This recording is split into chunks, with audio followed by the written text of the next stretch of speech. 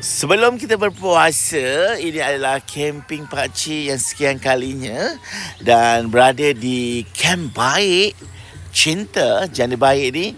Pakcik berkumpul bersama teman-teman kawan-kawan yang sejiwa dan juga yang biasa bercamping dengan pakcik. Kita berkumpul dalam satu mini camp meet di Janda Baik ni.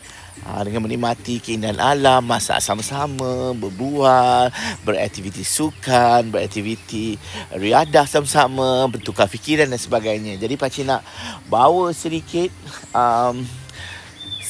review untuk campsite ni, Camp Baik Cinta ni, yang bagi pakcik antara campsite yang underdog, orang tak tahu, tapi korang kena datang kat sini. Jom kita nak tengok apa yang menarik di sini.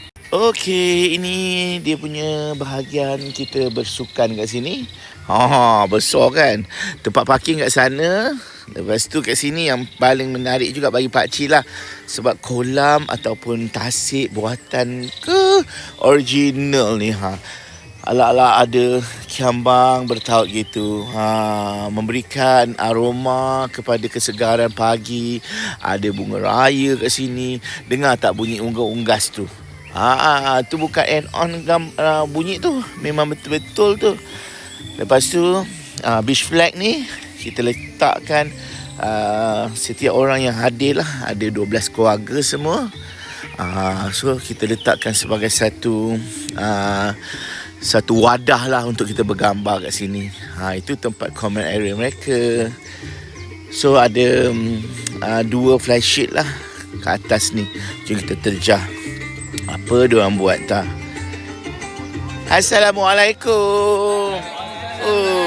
Borak apa tu?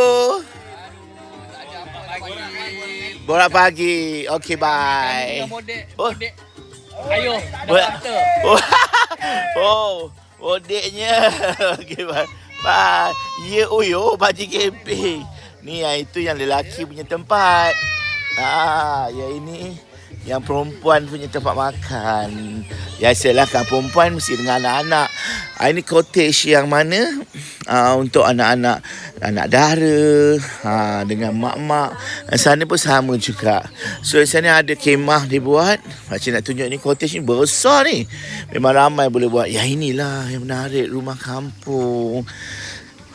Pagi-pagi je kita tengok ada orang yang akan buat kopi. Apa khabar? Pagi. Ini dia kita punya chip kita. Tengok sikit macam mana nak buat. Dah siap ke? Dah siap dah habis dah. Dah habis dah. Ni yang ini bukan dah habis.